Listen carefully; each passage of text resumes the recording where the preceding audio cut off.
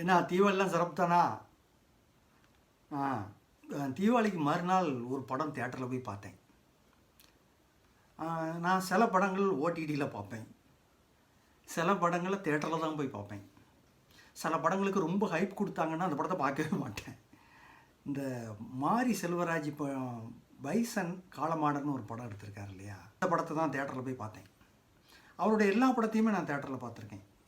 அதில் ஒரு படத்தை கூட அமெரிக்காவில் வாழைங்கிற படத்தை பார்த்தேன். அதை பற்றி கூட பல பதிவுகள்லாம் போட்டிருக்கிறேன். அவர் கொஞ்சம் உண்மைக்கு நெருக்கமாக எடுக்கிறதுனாலையும் அடித்தளத்து மக்களினுடைய வழியை பதிவு செய்கிறதுனாலையும் அவருடைய படங்கள் ரொம்ப சிறப்பாக இருக்குது. அவனுடைய உருவாக்கம் நல்லா இருக்குது. இந்த வைசன் காலமாடன், இந்த காலமாடன்கிற அந்த கிட்டான் கதை இருக்கு இல்லையா, ஒரு அர்ஜுனா விருது பெற்ற ஒரு கபடி வீரர், அவருடைய உண்மைக்கு நெருக்கமான கதையை ஒரு படமாக எடுத்திருக்கிறாங்க.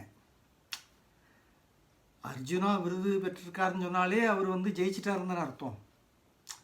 அப்போது முதல் காட்சியிலேயே அவர் அந்த ஜப்பானில் இவர் இந்தியாவுக்காக விளையாடுற மாதிரி காமிக்கிறாங்க.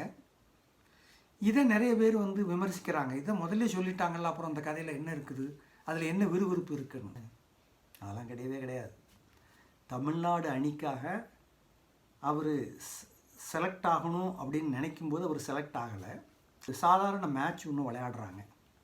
அந்த மேட்ச் விளையாடும்போது பசுபதி சாமி ஆடுறதும் அதுக்கு பேக்ரவுண்டில் நையாண்டி மேளத்தையும் போட்டு அப்படியே ஒரு வைப்பு, அந்த விறுவிறுப்பு இருக்கு இல்லையா, அது ரொம்ப நல்லா பண்ணியிருக்கிறாங்க. இரு தனிப்பட்ட மனிதர்களுக்கான சண்டை இரு ஜாதிக்கான சண்டையாக மாறுறதும், கடைசியில் அவங்களுக்கு என்ன ஆகிறது, அது யாரால் ஆகுது என்பதை கூட நுணுக்கமாக சொல்லியிருக்கிறாங்க.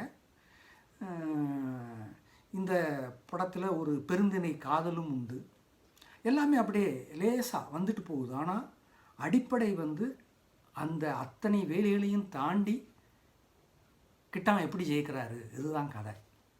அந்த பசுபதி அவர் நடிப்பு நம்ம சொல்ல வேண்டியதில்லை. ஆனால் அந்த படத்தில் அவருடைய நடிப்பு எங்கேயோ போயிடுது.